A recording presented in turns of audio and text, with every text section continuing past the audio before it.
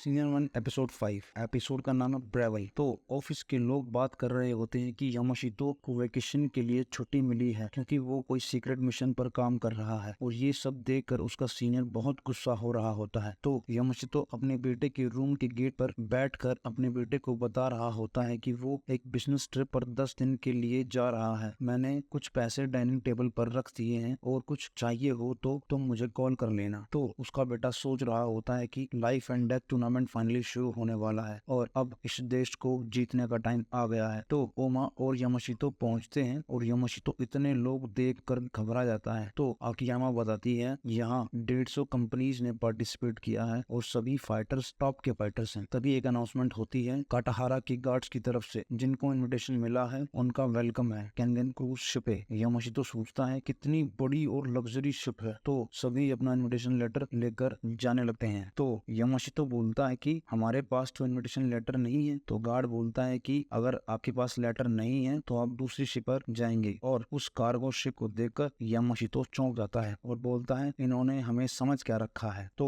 वो सब उस शिप पर चढ़ जाते हैं और यामाशितो बोलता है कि मुझे यहाँ नर्वस फील हो रहा है, लेकिन ओमा बोलता है मुझे यहाँ पर रिलैक्स फील हो रहा है। और तभी एक आदमी आता है और बोलता है जितने भी फाइटर्स हैं उस गेट से दूसरे रूम में चले जाएं और बाकी लोग स्टेज से ऊपर जाएं। तो यामाशितो सोचता है कि ओमा से मुझे अब अलग होना पड़ेगा। तो ओमा जाने लगता है और यामाशितो और आकियामा ऊपर चले जाते हैं। ओमा के रूम में आते ही सब उसे घूर रहे होते हैं और वो बोलता है कि कितने फालतू लोग भरे हुए हैं जो सोचते हैं कि वो बहुत स्ट्रांग है। और यामाशितो ये सब नजारा देखकर चौंक जाता है। तो आकियामा बोलती है कि बच्चों की तरह हरकतें मत कीजिए। ओमा उनकी तरफ देखता है और कुछ पीने के लिए मांगता है। तो यामाशितो बैग से बोतल निकालते हैं। तो आकियामा बोलती है लाओ इसे मैं देकर आती हूँ, आप अभी के लिए प्रेसिडेंट हो तो अच्छे से बिहेव करो। और तो यामाशितो सोचता है इन्होंने एम्प्लॉयज और फाइटर्स को अलग अलग रूम में क्यों रखा है। पानी के लिए ओमा बोलता है थैंक्स और वो जाने लगती है। तो ओमा बोलता है कि तुम अभी इस सिचुएशन के बारे में क्या सोचती हो। और वो बोलती है मैं कुछ समझी नहीं। वो बोलता है कि लगता है यहाँ कोई स्पेशल शो होने वाला है। तो एक अनाउंसमेंट होती है और रूम के गेट बंद हो जाते हैं। तो दोबारा एक अनाउंसमेंट होती है और बोलते हैं कि सबको वेट करने के लिए थैंक्स और शिप ठीक प्लानिंग के हिसाब से चल रहा है और लाइफ एंड डेथ मैचेस बस शुरू ही होने वाले हैं। ये सुन के यामाशितो चौंक जाता है। तो बताते हैं कि 150 पार्टिसिपेंट्स में से सिर्फ 28 को चेयरमैन काटाहारा का इन्विटेशन मिला हुआ है जो सीधे फाइनल्स में जाएंगे और यहाँ से सिर्फ 5 पार्टिसिपेंट निकल कर ही फाइनल्स तक जाएंगे। और यहाँ हर कोई एक दूसरे को चैलेंज कर सकता है इस रूम के अंदर। और आकियामा उस रूम में फंस जाती है। वो बोलती है मैं कोई फाइटर नहीं हूँ, मुझे निकालो यहाँ से। और यामाशितो घबरा जाता है कियामा को खतरे में देखकर और बोलते हैं कि आप गेम को ऊपर से डेस्क पे से भी इंजॉय कर सकते हो, आप जिस पे चाहो उस पे अपनी बैट भी लगा सकते हो। तो ओमा बोलता है यहाँ तुम फंस गई हो जब तक ये मैच खत्म नहीं हो जाता और थोड़ा ध्यान से रहना। तो आकियामा बोलती है कि इडियट ये तुम्हारी गलती से हुआ है कि मैं यहाँ फंस गई हूँ और तुम्हें हर हाल में मुझे सेफ रखना पड़ेगा जब तक तुम जीत नहीं जाते। तो एक आदमी आता है और बोलता है तुम अपने साथ इस औरत को क्यों लेकर आए हो। तो ओमा बोलता है आकियामा से तुम साइड में खड़ी हो जाओ। तो वो ओमा पर अटैक करना शुरू कर देते हैं पर हिट नहीं कर पाते और बोलते हैं आकियामा तुम बस मेरे पीछे रहना। तो सब सोचते हैं कि ये ज्यादा स्ट्रांग है तो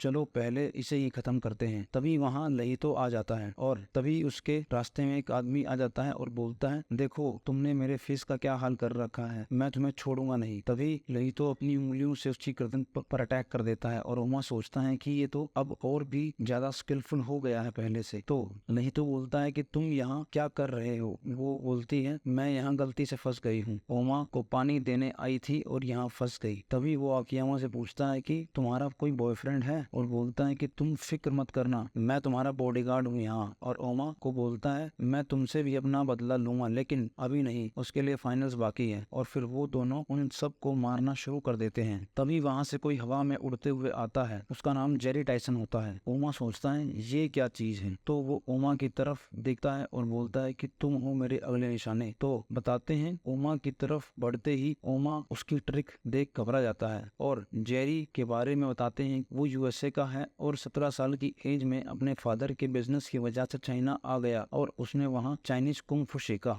शिंग जी यान उसका फाइटिंग स्टाइल है जो कि वेरियस एनिमल्स के मूव से बनता है। तो एक दिन जेरी के दिमाग में एक ख्याल आया कि एनिमल्स ही क्यों, वो तो हमसे कमजोर होते हैं। तो 7 साल बाद उसने एक न्यू फॉर्म बनाया जिसका नाम था जे स्टाइल शिंग जी कैन। तो वो फिर से ओमा की तरफ बढ़ता है और रास्ते में जो कोई भी आ रहा था ये उन सबको मारते हुए जाता है, लेकिन वो ओमा को हिट नहीं कर पाता। वो थोड़ा घबरा जाता है और फिर से मुड़ता है और दीवार की हेल्प लेकर, लेकिन अब की बार उसके सामने आकियामा आ जाती है और उसे आता देख वो भी घबरा जाती है और वो रुकने की कोशिश करता है लेकिन रुक नहीं पाता। तभी ओमा बीच में आ जाता है और आकियामा उसको टकराने से बच जाती है। ओमा जेरी को बोलता है तुम्हारी टेक्निक इतनी भी कूल नहीं है, तो तैयार हो जाओ, क्योंकि जब मैं ये करता हूँ तो अपनी पावर पर कंट्रोल नहीं कर पाता हूँ। तो एक सीन दिखाते हैं कि कोई बच्चा किसी को चाकू मारने की कोशिश कर रहा होता है और सोचता है कि ये अंदर क्यों नहीं जा रहा, और चाकू टूट जाता है और वो आदमी निको टोकिटा होता है और फिर वो पंच मारना शुरू करता है, लेकिन निको को कुछ नहीं होता और उसके हाथ से ब्लड आने लगता है। तो निको बोलता है चलो अब मैं तुम्हें बताता हूँ कि तुम्हें चोट क्यों लगी। वो बोलता है कि बताओ, अगर तुम्हारे पास 1 किलो टोफू और 1 किलो आयरन है तो किसे सेम स्पीड पर मारने से ज्यादा दर्द होगा। वो बोलता है जितना ज्यादा हार्ड ऑब्जेक्ट होगा उतना ज्यादा दर्द होगा। और अब मुझे ध्यान से देखो। तो निको भाग के दीवार को पंच मारता है और दीवार गिर जाती है। ये देखकर ओमा चौंक जाता है और निको बोलता है कि किसी भी वॉर से पहले अपनी हर मसल्स को टेंस कर लो, ये एक बेसिक टेक्निक है। तो बताओ तुम अब इंटरेस्टेड हो निको स्टाइल सीखने में। तो फिर जेरी बोलता है कि तुम मुझे सामने से चैलेंज कर रहे हो जबकि मैं तुमसे हैवी हूँ, तुम मुझे अंडर एस्टिमेट कर रहे हो और मिरेकल्स बार बार नहीं होते हैं कि तुम मुझसे हर बार बच जाओगे। इतना बोलकर उसकी तरफ बढ़ता है और ओमा भी अपनी पोजीशन ले लेता है और जैसे ही वो करीब आता है ओमा उसकी तरफ अपनी कमर कर देता है और उससे टकराकर वो दूर जाकर गिरता है। और ये देखकर यामाशितो काफी खुश हो जाता है और ओमा बोलता है मैं तो इसका नाम पूछना ही भूल गया।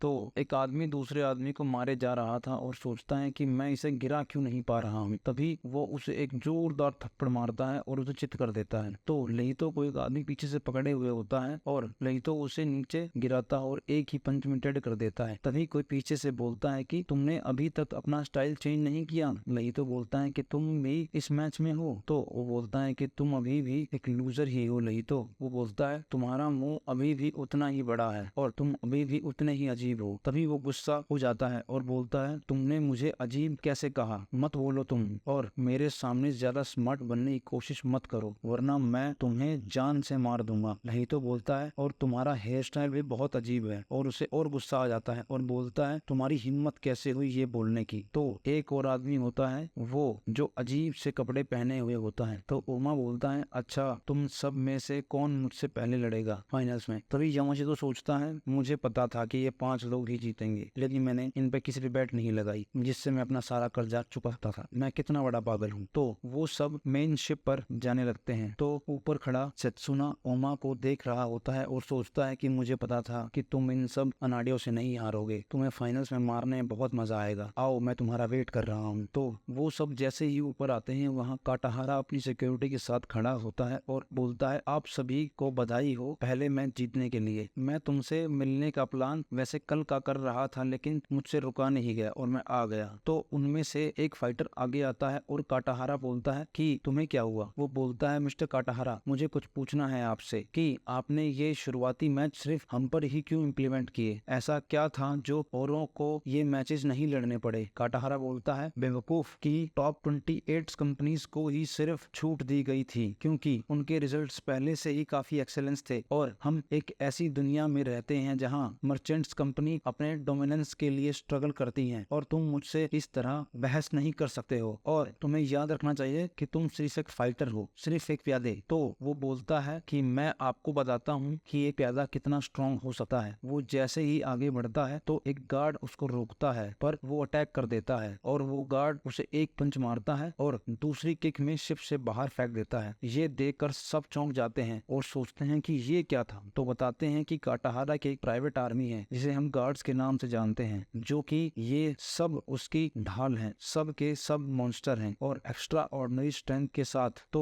काटाहारा बोलता है कि उसने अपनी एबिलिटीज को जाने बिना ही एक्ट किया, अब उसकी वजह से फाइटर्स के नंबर घटकर 32 रह गए हैं। और ये सब देखकर यामाशितो शॉक में था और यहीं पर एपिसोड खत्म हो जाता है। थैंक यू सो मच, मिलते हैं अगले एपिसोड में। तो चैनल को लाइक कमेंट एंड सब्सक्राइब जरूर कीजिएगा। Thank you so much.